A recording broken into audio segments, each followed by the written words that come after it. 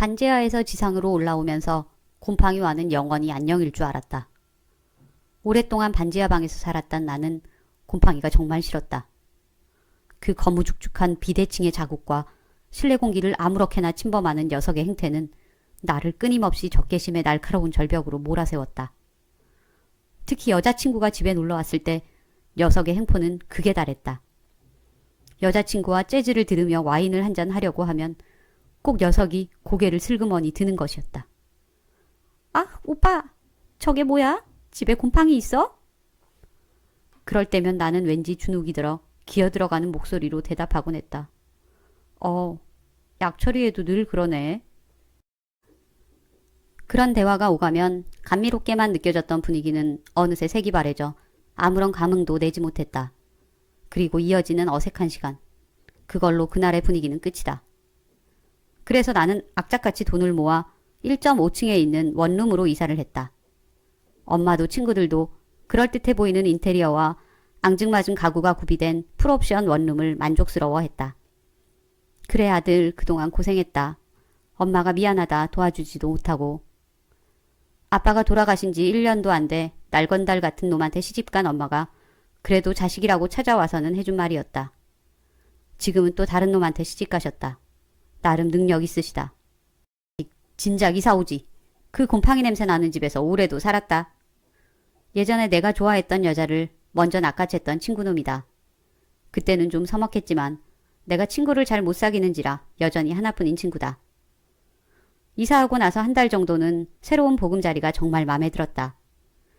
직장에서 일이 끝나면 바로 집으로 들어와 음악을 듣고 웹툰을 보았다. 더없이 평화로웠다. 하루 종일 여기저기 돌아다니며 케이블을 연결해주는 일을 하고 나면 그야말로 녹초가 되어 잠자기 바빴는데 이제는 음악 들을 여유도 생기고 좋아하는 웹툰도 볼 수 있었다. 하지만 내게 처음으로 주어진 삶의 작은 후사는 오래가지 못했다. 곰팡이가 발견된 것이다. 새로 이사한 1.5층 원룸에서 녀석의 얼굴을 또 보게 될 줄이야. 여기가 어디라고 감히 또 나타나. 벽과 침대 틈새에 먼지를 닦아내다가 곰팡이를 발견한 나는 일단 침대를 벽에서 멀찌감치 떨어뜨려 놓았다. 다음날 퇴근해서 보니 녀석은 벽을 잠식해 들어가는 모양새를 취하고 있었다. 전날과 비교해보니 엄청난 기세로 벽을 검회색으로 물들이고 있었다. 녀석의 뻔뻔스러운 공격이 재개된 것이었다. 수년 동안 그렇게 많은 전투를 치렀음에도 녀석은 늘 한결같은 기세로 밀고 들어왔다.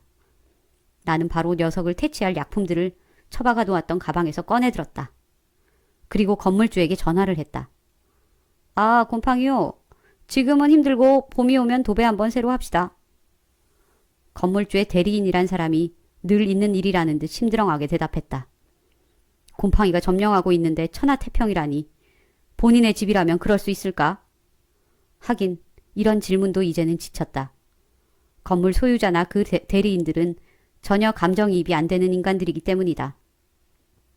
감정이입이 되는 사람들이라면 그런 부를 축적하지도 못했을 것이고 그런 돼지 같은 자들의 대리인이 되지도 않았을 것이다. 결국 이번에도 독가스를 내뿜는 곰팡이와 격전을 치를 사람은 나밖에 없었다. 나는 그동안 축적해온 녀석들에 대한 정보와 새로운 인터넷 정보를 취합하여 녀석들을 박멸해 나갈 전력을 세웠다. 약품을 아끼지 않았으며 추운 날씨에도 환기를 하는 걸 결코 귀찮아하지 않았다.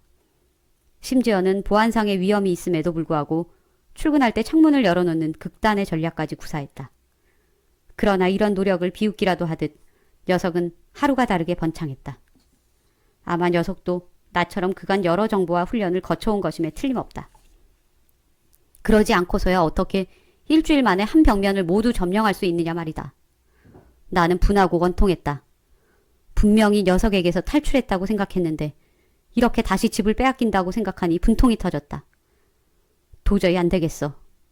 나는 다음날 출근도 하지 않고 하루 종일 녀석을 관찰했다. 녀석은 침대가 있던 벽에 이어 다른 벽으로 진출하고 있었다. 아마도 모든 벽을 다 접수하고 그 다음에는 바닥, 천장, 그리고 침대까지 올라올 요량인 듯 보였다. 이대로 당할 수는 없었다. 나는 철물점에 가서 토치를 사왔다. 너희들은 이제 모두 죽었어. 나는 토치에 불을 붙여 온 벽을 그을렸다. 불길이 다른 곳으로 번지지 않게 세심히 살피며 녀석을 공략했다. 그 결과 건물에 불이 나거나 하는 위험한 상황은 벌어지지 않았다. 나는 그저 녀석을 태워버리고 싶었고 작전은 잘 맞아 들어갔다. 내 방의 온 벽이 불길에 그을리긴 했지만 결과는 완벽했다. 녀석이 불길과 함께 감쪽같이 사라져버린 것이었다. 박 기사 어제 왜 무단결근했어? 오 과장이 따져 물었다. 나는 대답하지 않고 희죽 웃었다. 좋은 일이 있었어요. 더 이상 녀석은 나를 괴롭히지 못할 거예요. 오 과장은 고개를 설레설레 흔들더니 제자리로 가버렸다. 오 과장이 동료들과 수군거리는 소리가 들려왔다. 박 기사 요즘에도 술 많이 하나? 그래, 마음대로들 떠들어라. 전혀 상관없다. 난 이제 행복한 사람이니까. 퇴근을 하고 집에 돌아와 체크해보니 여전히 곰팡이 녀석은 자취를 감추고 없었다. 검게 그을린 벽은 치열했던 전투의 흔적으로 남아있었다. 그 벽을 보는 것이 나쁘지 않았다. 내 승리의 표식이니까. 난 승리의 감격을 느끼며 편하게 잠이 들었다. 오랜만에 느껴보는 안락함이었다. 하지만 그도 잠시 새벽녘에 잠이 깼다. 몸이 간지러웠다. 이상하네. 왜 이렇게 몸이 가렵지? 몸이 가려운 적은 처음이었다. 며칠씩 안 씻고 게으름을 피워도 끄떡없는 피부였다. 그런데 태어나서 처음으로 피부가 간지러웠다. 마치 모기에 물린 것 같았다. 나는 불을 켜고 얼굴을 거울에 비추어 보았다. 이런... 놀란 나는 잠옷을 모두 벗고 나체가 된 전신을 거울에 비추었다. 이런 젠장! 온 피부에 검회색 곰팡이가 피었다. 그것은 마치 오래된 흑백 문신처럼 흉물스럽기 그지없었다. 허락도 받지 않은 채 치명적인 독을 몸에 뿜어내고 있는 녀석이 나를 보고 씩 웃는 것 같았다. 녀석은 이로써 나와의 싸움에서 완벽히 이겼다.